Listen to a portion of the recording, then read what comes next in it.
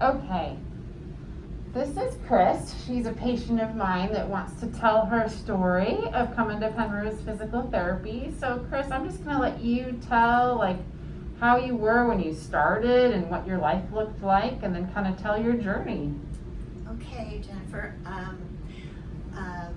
I came here 4 months after my husband passed away.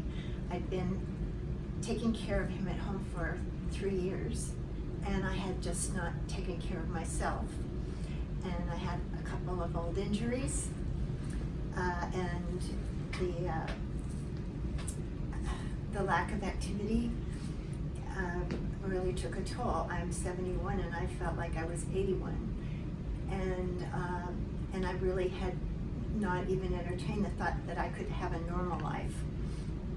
And I'm, officially a little old lady, and a friend of mine who had treatment from Jennifer was just ecstatic about the results she had. We have different problems, and so I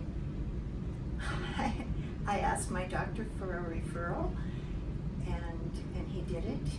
And I think we were delayed a little bit because your office took July off, so we didn't. But maybe I needed the extra time too because I'm still grieving, and maybe I would not have approached my physical therapy with the same kind of enthusiasm I have had since I met Jennifer. Good.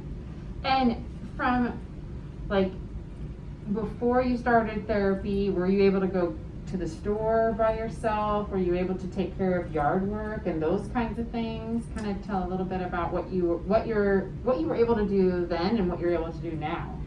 Well, I never stopped grocery shopping. I just can't trust people from a grocery store to pick my food.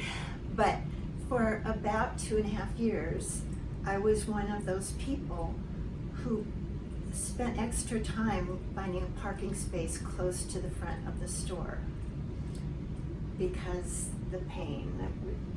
Can you show this area? Yeah, your hip. It was considerable, and so that was something that made me think. You're not that old, Chris. You should be able to park at the end of a parking lot and not be discouraged by that. So that was one measure. Let's see, what's next? Yard work was Yard something work. you were not doing. Well, yeah, yard work. I hired it out 3 years ago. I mean, we have a slope lawn, and it's easier to navigate now. In fact, I used to use a ski pole to, do anything outside my front porch area because of the decline. And I still keep my ski pole around, but I don't need it. Yay. Yeah, I think the thing that struck me today is you kind of said you kind of got your life back. It's exactly right. I mean, nobody really has their life back during these times. Sure. But the confluence of my husband's passing, and by the way, we were best friends. I know, yeah. And then the social distancing, Right. and the craziness in the world that we can't control. Right. Yeah, I did not think I would ever have a life like I have before. And now that all of this has been addressed, Right. we still have Right. a lot to be worried about in our world.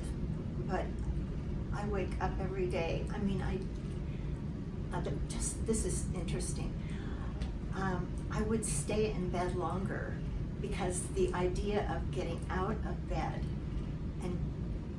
was discouraging. I would wait until I really had to go potty, and then I would do it, and it would be agony. It would be agony getting out of bed.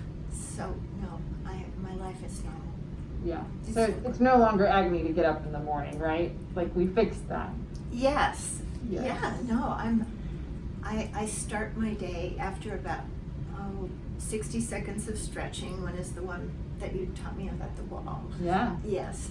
And I feel better an hour after I've been up than I do early, because I've got, disc disease and other things like that. Sure. But once I'm up, I'm going. I'm happy. I'm so happy. Good. It was great to help you. Thanks for sharing your story. Well, you're welcome.